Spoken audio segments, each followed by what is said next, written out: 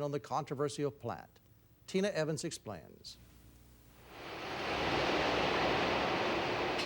In the 6-mile stretch near the Shintech site in St. James Parish, 13 chemical plants already discharge toxic waste into the air and water. Opponents to the new facility say adding one more plant to the chemical soup is too much. The impacts of all of these plants that are in Convent, not just Shintech, but all of the other ones, are having more of an impact on the African American community than the white community. Tell me, how in the world are you going to get good jobs in a high-tech plant? Several residents have protested over the plant. 80% of the people who will live near it are African American.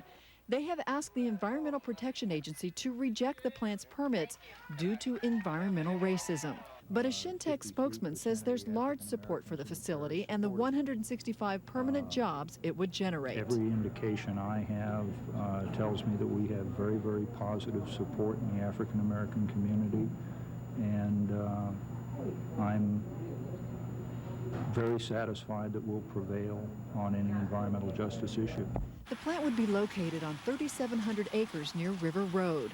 It would be one of the largest polyvinyl chloride plants in the United States. PVC is used in plastic pipes, siding, meat wrap, and more. Toxic chemicals are involved in its production. The plant would be allowed to pump 8 million gallons of wastewater a day into the Mississippi River and up to 600,000 pounds of pollutants into the air a year.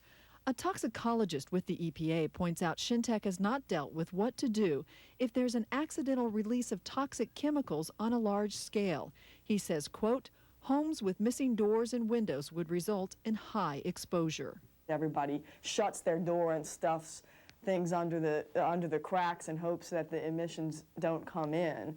And that's just not a realistic expectation in Convent because many of these houses are not structurally sound. But Shintech spokesman says their plant would be much safer than others in the area.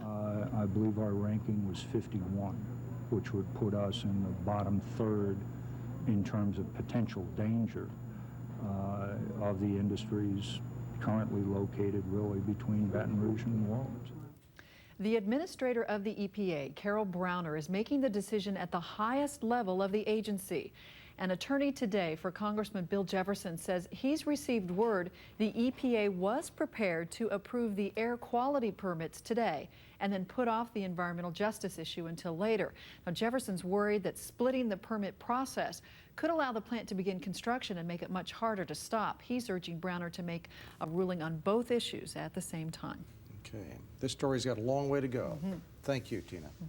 Well, another day of testimony in the murder trial of Curtis